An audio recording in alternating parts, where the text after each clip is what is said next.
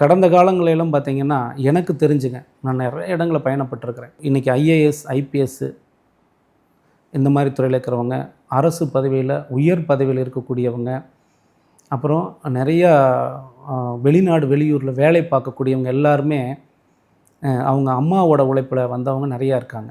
கண்டிப்பா, கண்டிப்பா சார். ஓகேங்களா? ஒரு பெண்மணியை உயர்ந்த நிலைக்கு உயர்த்துவதும் தையல் மிஷின் தான். ஒரு குடும்பத்தை காப்பாற்றுறதும் தையல் மிஷின் தான். ஒரு கணவனால் கைவிடப்பட்ட பெண்ணாகட்டும், அல்லது கணவனை இழந்த பெண்ணாகட்டும், அல்லது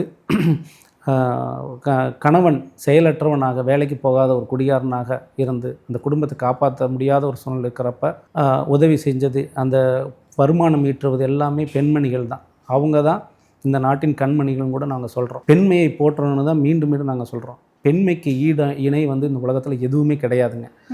அவங்க தான் வந்து இன்றைக்கி என்னதான் ஆண்மகன் வந்து லட்சங்கள் சம்பாரிச்சா கூட அந்த குடும்பத்தை ஒரு நல்லபடியாக வழிநடத்தி கொண்டு வரணும்னா அந்த பெண்ணோட உதவி இல்லாமல் முடியவே முடியாது. கண்டிப்பாக. பெண் இல்லாத வீடு வந்து தனி காட்டுக்குள்ளே ஒரு மனுஷன் இருக்கிறது மாதிரி தான். அவனுக்கும் இந்த நாட்டுக்கு எந்த விதமான சம்பந்தமே இருக்காது. அந்த மாதிரி ஒரு வாழ்க்கை தான் வாழ முடியும். பெண் தான் வந்து நம்ம அந்த குடும்பத்தில் இருக்கிற ஒவ்வொருத்தரை வந்து உயர்த்த முடியும். அப்படி உயர்த்துறதுக்கு முக்கிய காரணமாக இருந்தது அந்த ஒரு தையல் மிஷின் தான். எத்தனையோ பெண்மணிகள் பார்த்தீங்கன்னா இன்றைக்கி திருப்பூர், ஈரோடு மாவட்டங்களெல்லாம் போய் பாருங்களேன். ஒவ்வொரு குடும்பத்தில் இருக்கிற பெண்மணியுமே ஒரு தையல் மிஷின் வச்சு தைச்சிக்கிட்டு இருப்பாங்க. அவங்க ஜாப் ஆர்டர் எடுத்து பண்ணுவாங்க. வீட்டில் தான் வச்சு தைப்பாங்க.